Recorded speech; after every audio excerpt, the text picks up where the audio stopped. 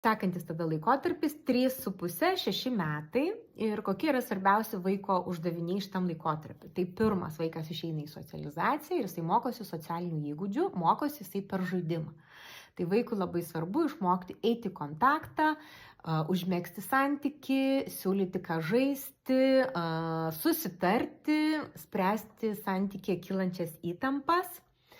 Taip pat vaikui svarbu jau mokytis tokių pirmųjų pareigų ir atsakomybių. Ir čia formuojasi jo tokios darbinės kompetencijos, gebėjimas atlikti užduotį, ko labai labai reikės jam mokykloje.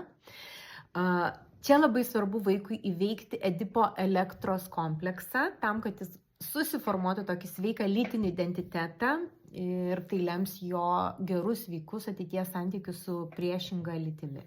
Tai kokie yra tėvų uždaviniai? Tai turbūt pirmiausia gerbti vaiko teisę į žaidimą, leisti jam išbandyti idėjas ir skatinti vaiko kūrybingumą ir vaizduotę, mokyti tam tikrų jau socialinių normų, taisyklių, kaip kad, atsiprašyti, spręsti kažkokias kylančias problemas, rodyti savo tinkamą pavyzdį, mokyti vaikų tam tikros empatijos ir tai mokoma per aš kalbą, per tą tokį dalinimąsi emocijomis, aptarimus, o kaip kas galėjo jaustis tam tikroj situacijoje, nustatyti jau vaikui tam tikras pareigas ir atsakomybės, nes per tai vaikas mokysis daryti ne tik tai, kas jam malonu, bet ką jis yra atsakingas ir vaikai labai nori būti atsakingi šitam laikotarpiu.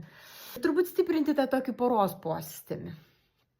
Tai nustatyti sveikas aiškias ribas, taisyklės, kad yra kažkokia tėvų pasimatymo diena, miegamojo duris tam tikrą valandą užsidaro, arba kad apskritai vonios duris užsidaro, tai padės vaikui veikti elektros ir Edipo kompleksą. Tai jeigu domina apie šitą amžiaus tarpsnį sužinoti daugiau, parašykit komentaruose domina ir aš jums asmeniškai atsiųsiu daugiau informacijos.